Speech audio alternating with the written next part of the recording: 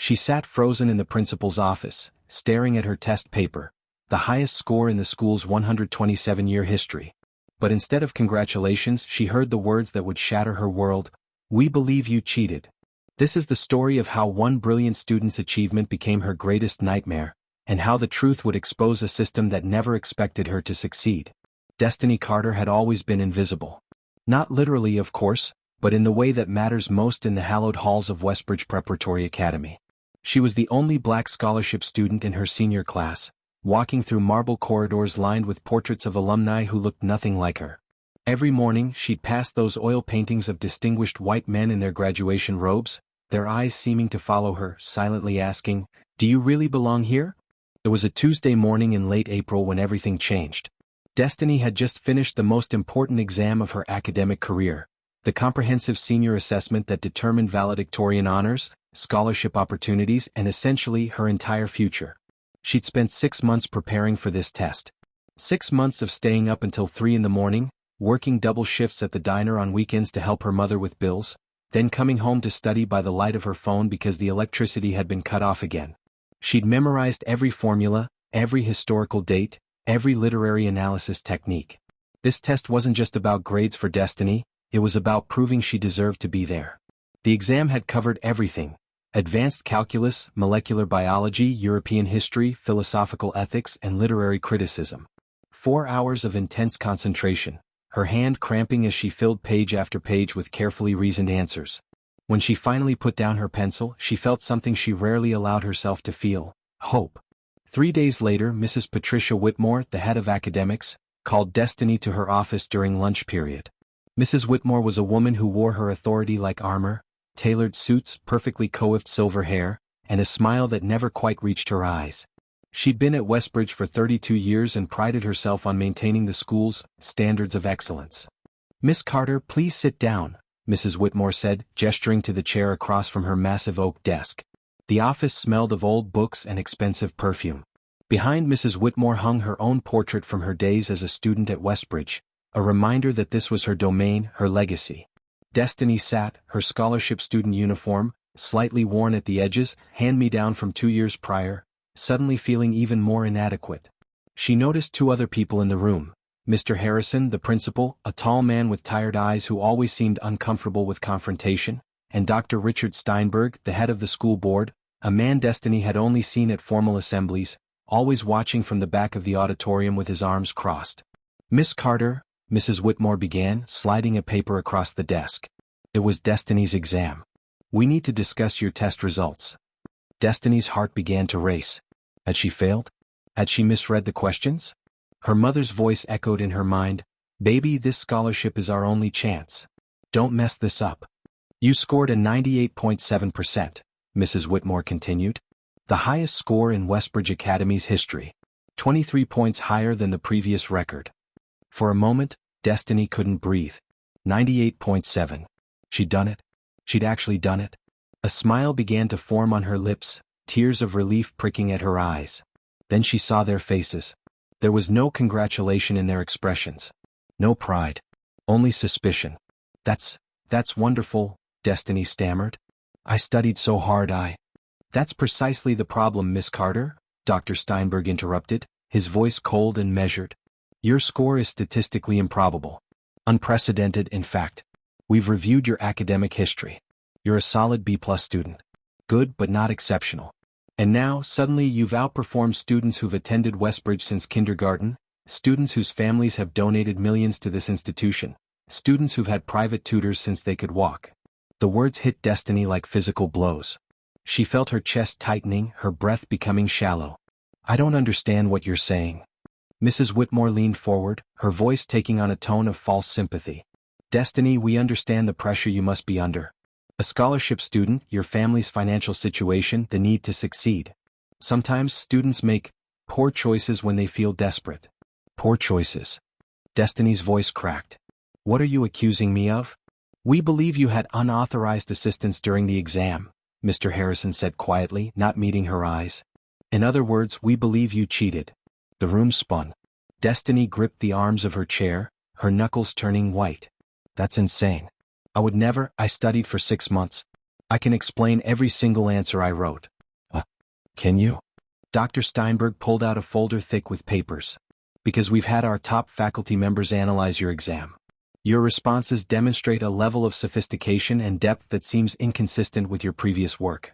Your essay on Dostoevsky's ethical philosophy referenced obscure Russian translations that aren't even in our library. Your calculus proofs used advanced techniques that we don't teach until graduate level. Your analysis of cellular mitosis included recent research published just last month in academic journals. Because I read. Destiny's voice rose, emotion breaking through.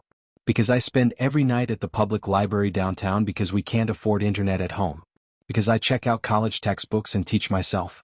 Because I actually care about learning, not just memorizing enough to pass. Mrs. Whitmore's expression hardened. Miss Carter, raising your voice will not help your situation. We're offering you an opportunity here. If you admit to cheating now, we'll allow you to retake the exam under supervised conditions. You'll face academic probation, but you can graduate. If you continue to deny it, we'll have no choice but to launch a full investigation, which could result in expulsion and the revocation of your scholarship. Destiny felt tears streaming down her face. She couldn't breathe. How was this happening? She'd done everything right. She'd worked harder than anyone. And now they were destroying her for it. I want to call my mother, Destiny said, her voice barely a whisper. That won't be necessary yet, Dr. Steinberg replied. We're giving you 24 hours to think about this, Miss Carter. We'll meet again tomorrow at 3 o'clock. I suggest you use that time wisely. Think about your future. Think about your mother working 2 jobs to support you. Don't throw it all away on pride. They dismissed her. Just like that. Destiny walked out of that office in a daze, her perfect score clutched in her trembling hand. In the hallway she saw them, her classmates. The ones whose parents had buildings named after them. The ones who'd barely studied because they knew they'd be fine regardless. They were laughing, celebrating the end of exams, planning their graduation parties at country clubs Destiny would never be invited to. Madison Ashworth, daughter of a Supreme Court justice, caught Destiny's eye and smirked. She'd scored an 84. No one questioned her score. No one asked how she passed when she'd been caught plagiarizing twice before.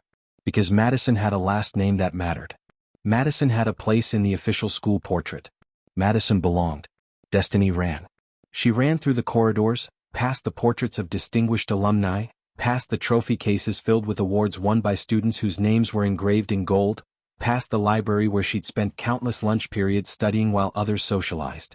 She ran until she reached the bathroom at the far end of the building, the one that was slightly run down, the one where the scholarship students went when they needed to disappear. She locked herself in a stall and let herself break. All those nights staying awake, all those meals skipped to afford used textbooks, all those times she'd smiled through the microaggressions and the casual dismissals and the assumptions that she was only there to fill a diversity quota, it had all been for nothing. They would never let her win. The system was designed to ensure that people who looked like her stayed in their place. Her phone buzzed. Her mother, how did the test results go, baby? I'm so proud of you no matter what. Destiny couldn't answer. How could she tell her mother that excellence wasn't enough? That working twice as hard still wasn't enough when the judges had already decided you didn't belong? That night, Destiny didn't go home. She couldn't face her mother, couldn't bear to see the hope in her eyes that Destiny would have to destroy. Instead, she went to the public library downtown, the place that had become her sanctuary over the past 4 years. The librarian, Miss Gloria Henderson, a warm black woman in her 60s with silver locks and kind eyes, noticed Destiny immediately. Child, what happened? Miss Gloria asked, pulling Destiny into her office.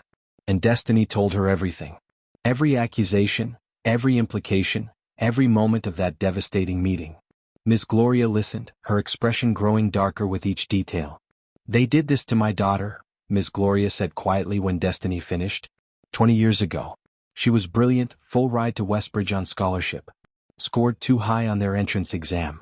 They accused her of cheating, put her through hell, made her retake it so many times she developed anxiety and couldn't perform. She never recovered. Works retail now, still has nightmares about that place. Destiny felt her heart break for this woman, for her daughter, for all the students who'd been crushed by a system that punished excellence when it came from the wrong zip code, the wrong skin color, the wrong family name. What did she do? Destiny asked. She gave up, Miss Gloria said, tears in her eyes. She let them break her. But you? She gripped Destiny's hands. You're going to fight. Because I'm going to help you. And I know exactly where to start. Miss Gloria pulled out her phone and made a call. Dr. Okonkwo? It's Gloria. Remember how you said you owed me a favor? I'm calling it in. Dr. Chioma Okonkwo arrived at the library within an hour. She was a professor of education law at Columbia University, a woman whose research had exposed discriminatory testing practices across the country. She was also Ms. Gloria's cousin, and she was furious. Tell me everything, Dr. Okonkwo said, recording Destiny's account on her phone. Every word they said, every implication, every threat. As Destiny recounted the meeting, Dr. Okonkwo's expression grew more severe. She took notes, asked specific questions, requested details about the exam format, the supervision, the scoring process. This is a textbook case of racial discrimination masquerading as academic integrity, Dr. Okonkwo said. They're using standardized bias, the assumption that black students can't possibly achieve at the highest levels without cheating. It's the same reasoning that led to thousands of black students being wrongly accused during standardized testing scandals in the 1990s. But how do I prove I didn't cheat? Destiny asked. It's my word against theirs, and they have all the power. Dr. Okonkwo smiled. It wasn't a warm smile. It was the smile of someone who'd been waiting for exactly this fight. Oh, sweetheart. We're not going to prove you didn't cheat. We're going to prove that their accusation is discrimination. And we're going to make sure everyone knows about it. She pulled out her laptop and began typing. First, we're going to request, in writing, the specific evidence they're using to accuse you. Second, we're going to demand to see the statistical analysis of all senior exam scores for the past 10 years, broken down by demographic. Third, we're going to file a formal complaint with the State Education Board. And fourth. She looked up, her eyes gleaming. We're going to go public. Public? Destiny's stomach dropped. I can't. My mother, she'll lose her job if they think we're causing trouble. We can't afford. Can you afford to let them do this to you? Dr. Okonkwo asked gently. Can you afford to let them do this to the next scholarship student? Because there will be a next one, Destiny. There always is. These institutions don't change unless they're forced to. Destiny thought about Ms. Gloria's daughter. About all the students who'd been broken before her. About the portraits in Westbridge's hallways, 127 years of white faces, of inherited privilege, of a system designed to reproduce itself. What do I have to do? Destiny asked. The next morning, Destiny walked into school with her head held high. She'd barely slept, but she was ready. Dr. Okonkwo had prepared her, given her specific instructions, and most importantly, reminded her that excellence was not a crime. At 3 o'clock, Destiny entered the principal's office again. But this time she wasn't alone. Dr. Okonkwo walked in beside her, professional and formidable in her tailored suit, carrying a leather briefcase that seemed to command respect just by existing. Who is this? Mrs. Whitmore demanded, her composure cracking slightly. Dr. Chioma Okonkwo, education law specialist from Columbia University, Dr. Okonkwo said smoothly, handing each administrator her card. I'm here as Miss Carter's educational advocate. Before we begin this meeting, I need to inform you that I'll be recording it for legal purposes. Please verbally consent or we'll need to reschedule with attorneys present. The color drained from Mr. Harrison's face. Dr. Steinberg's jaw clenched. Mrs. Whitmore looked like she'd swallowed something bitter. This is highly irregular, Mrs. Whitmore began. What's irregular is accusing a high-achieving black student of cheating with zero evidence, Dr. Okonkwo replied, her voice cutting through the room like a blade. Now shall we begin? I have several questions about your accusation. For the next hour, Dr. Okonkwo dismantled their case piece by piece. She demanded to see the statistical analysis they'd mentioned. They didn't have one. She asked which specific exam questions indicated cheating. They couldn't identify any. She requested documentation of the surveillance during the exam. It showed Destiny alone at her desk, never looking at notes or her phone, working steadily for 4 hours. Let me make sure I understand, Dr. Okonkwo said, her voice dangerously calm. You're accusing my client of cheating because her score is high. Not because she was observed cheating. Not because her answers match anyone else's. Not because she had unauthorized materials. Simply because her score is high.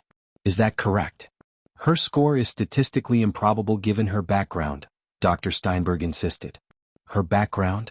Dr. Okonkwo leaned forward. Please elaborate on what you mean by her background. The room fell silent. They knew the trap. Anything they said would be recorded, documented, used as evidence of discrimination. I mean her academic history, Dr. Steinberg backtracked. Her academic history shows consistent improvement. Dr. Okonkwo pulled out papers from her briefcase. B+ to A- to straight A's in the past 2 semesters. A clear upward trajectory. Meanwhile, Madison Ashworth maintained a B average, never broke an 85 on any major exam, yet scored an 84 on this test. Did you question her score? Madison Ashworth's family has been part of Westbridge for 4 generations, Mrs. Whitmore said stiffly. So legacy status protects students from cheating accusations, but scholarship status invites them? Dr. Okonkwo let that hang in the air. Are you aware that Title VI of the Civil Rights Act prohibits discrimination based on race in educational programs? That includes disciplinary actions and academic evaluations. We are not discriminating, Mr. Harrison started. Then let's test that, Dr. Okonkwo interrupted. I'm formally requesting data on every cheating accusation Westbridge has made in the past decade. I want to know how many were against scholarship students versus legacy students. How many were against students of color versus white students? How many resulted in actual evidence of cheating versus being dropped when challenged? She stood, gathering her papers. You have 48 hours to provide that information. In the meantime, I'm filing a formal complaint with the State Education Board.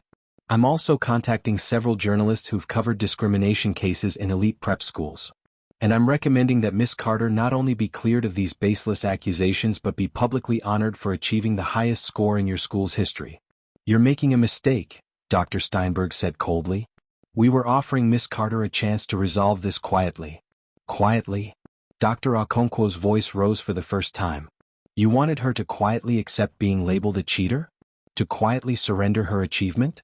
To quietly learn that working hard and excelling means nothing if you don't have the right last name? She shook her head. No. Those days are over. Miss Carter will not be quiet. And neither will I. The next 48 hours were chaos. Dr. Okonkwo worked her contacts, and by Thursday morning, a reporter from the New York Times education section was calling Destiny for an interview. By Friday, the story broke. Elite prep school accuses top-scoring black student of cheating despite zero evidence. The article went viral. Within hours, Westbridge Academy was trending on social media. Alumni began speaking out, sharing their own stories of discrimination. Current students of color organized a walkout. Education advocates called for a federal investigation. The school's donors started asking uncomfortable questions. But the backlash came too. Destiny's photo was shared thousands of times, with strangers debating whether she looked smart enough to achieve that score. Conservative commentators accused her of playing the race card. Anonymous messages flooded her social media, calling her a liar, a fraud, accusing her of destroying a prestigious institution for attention. Destiny sat in her tiny apartment, watching her life become national news and felt terrified. Her mother held her hand, crying quietly. Baby, maybe we should stop this. Maybe it's not worth it. Mama, Destiny said, thinking of Ms. Gloria's daughter, thinking of all the students who'd stayed quiet, thinking of the portraits in those hallways that never changed. If I stop now, nothing changes. They win. They keep winning. That weekend, something unexpected happened. A group of Westbridge alumni, Black, Latino, Asian, scholarship students from decades past, formed a coalition. They hired attorneys. They filed a class action lawsuit alleging a pattern of discrimination in academic evaluations. They shared their stories, the extra scrutiny, the lower grades despite equal work, the accusations and assumptions that had followed them through their time at Westbridge. The evidence was damning. The data Dr. Okonkwo had requested showed that over the past 10 years, scholarship students of color were 3 times more likely to be accused of academic dishonesty than legacy students, despite no corresponding difference in actual cheating incidents when investigated by outside authorities. On Monday morning, exactly 1 week after the initial accusation, Destiny received a call from Mr. Harrison. Miss Carter, can you come to the school? We need to speak with you. Destiny's heart pounded. Dr. Okonkwo drove her to campus, both of them prepared for anything. They walked into the principal's office to find not just Mr. Harrison, Mrs. Whitmore, and Dr. Steinberg, but also the full school board, the head of the Alumni Association, and several attorneys. Dr. Steinberg looked like he'd aged 10 years. Mrs. Whitmore wouldn't meet Destiny's eyes. Miss Carter, Mr. Harrison began, his voice shaking slightly. The board has completed its review of the accusations against you. We find no evidence of cheating. Your score stands. You are officially the highest-scoring student in Westbridge Academy history. The words should have felt like victory. But destiny felt hollow. That's it? No evidence? You put me through hell, almost destroyed my future for nothing? We made errors in judgment, Mr. Harrison continued. We allowed unconscious bias to influence our assessment. We're sorry. You're sorry? Destiny's voice broke. Do you know what this week has been like? The messages calling me a fraud? The strangers debating my intelligence? The fact that I'll always wonder if people believe I earned this or cheated. You didn't just question my score. You questioned my humanity. We'd like to make this right, one of the board members said. We're offering you a full scholarship to any college of your choice funded by the school. We're establishing a new scholarship fund for students of color. We're implementing mandatory bias training for all faculty. And we're conducting a comprehensive review of our academic policies. Dr. Okonkwo spoke up. You're offering those things because you got caught. Because the media is watching. Because your donors are threatening to withdraw funding. Not because you suddenly developed a conscience. We're also, another board member interjected, looking directly at Destiny, commissioning a portrait of you to hang in the main hallway. The first black student to be honored in our 127-year history. Destiny felt tears streaming down her face. She thought of walking past those portraits every day for 4 years, feeling invisible. She thought of every black student who would walk those halls after her, who would see her face and know they belonged. I want more than my portrait, Destiny said quietly. I want you to find Miss Gloria Henderson's daughter. The one you broke 20 years ago with the same accusations you made against me. I want you to offer her a formal apology and compensation for the education you stole from her. I want you to track down every scholarship student of color you've discriminated against and make it right. Because this isn't about me. This has never been about me. The room fell silent. Finally, Dr. Steinberg spoke, his voice barely audible. We'll do it. All of it. 3 months later, Destiny stood in the main hallway of Westbridge Academy during the graduation ceremony. Her portrait hung on the wall, not hidden in a back corridor but prominently displayed near the entrance. In the painting, she wore her scholarship student uniform with pride and she was smiling. Below the portrait, a plaque read, Destiny Carter, Class of 2026. Highest scorer in school history. Never let anyone dim your light. But she wasn't looking at her own portrait.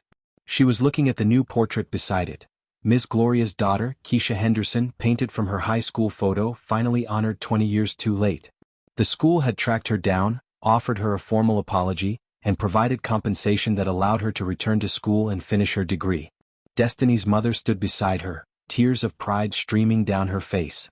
Dr. Okonkwo was there too, along with Ms. Gloria and Keisha. They'd all come to watch Destiny graduate as valedictorian. As Destiny walked to the podium to give her speech, she looked out at her classmates. Madison Ashworth sat in the third row, her expression unreadable. The other legacy students, the ones who'd never questioned whether they belonged, were quieter now. The system that had protected them for 127 years was beginning to crack. 4 years ago, Destiny began, I walked into this school believing that if I worked hard enough, if I was excellent enough, I would be accepted. I learned that excellence isn't always enough when systems are built to exclude you. But I also learned that excellence combined with courage, with solidarity, with refusing to be silent, that can change everything. She looked at the portraits on the walls. For 127 years, these walls told one story. A story of who deserves success, who belongs, who gets to be excellent without being questioned. Today we're telling a new story. Not because institutions suddenly become fair, but because people fight to make them fair. Her voice grew stronger. To every student who's been told they don't belong, who's had their achievements questioned, who's been made to feel like their success must be a mistake, you are not a mistake. Your excellence is not an anomaly. And you have the right to demand that the world make space for you. The black students in the audience, all 12 of them, stood and applauded. Then others joined them. Not everyone. Some sat with arms crossed, resentful of the changes being forced upon their institution.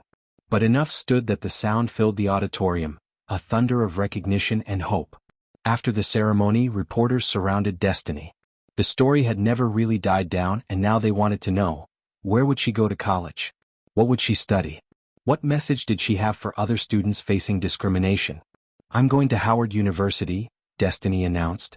Not because Westbridge's offers weren't generous, they were.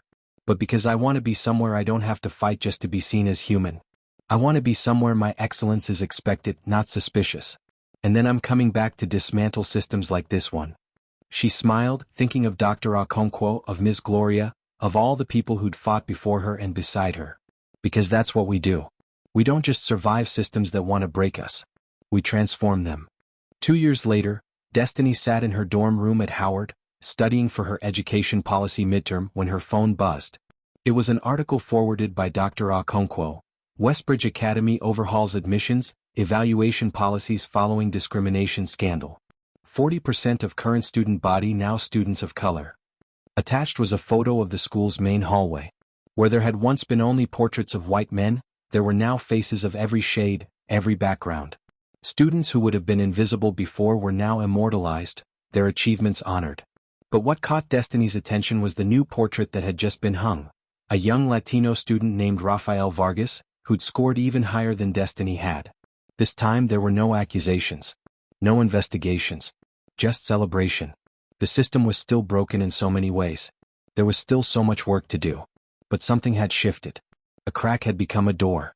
And more students were walking through it every day, carrying their excellence like a torch that no one could extinguish. Destiny's mother called. "Baby, did you see the article?" "I saw it, Mama. I'm so proud of you. Not just for your score. For fighting back. For not letting them break you." "I had help," Destiny said, thinking of everyone who'd stood with her. That's the thing they don't tell you. You don't fight these battles alone. You find your people and you fight together. As she hung up the phone, Destiny looked at the wall of her dorm room. She'd hung a copy of her Westbridge portrait there, not out of vanity but as a reminder. A reminder that excellence in the face of discrimination isn't just about personal achievement. It's about changing the narrative for everyone who comes after you. She opened her laptop and began writing an essay for her education policy class, titling it, "The Price of Excellence: How Elite Institutions Weaponize Achievement Against Students of Color." She had research to do, systems to analyze, and eventually institutions to transform. Because that score, that perfect, unquestionable, unprecedented score, hadn't just been about Destiny Carter proving she belonged. It had been about proving that the system itself was on trial.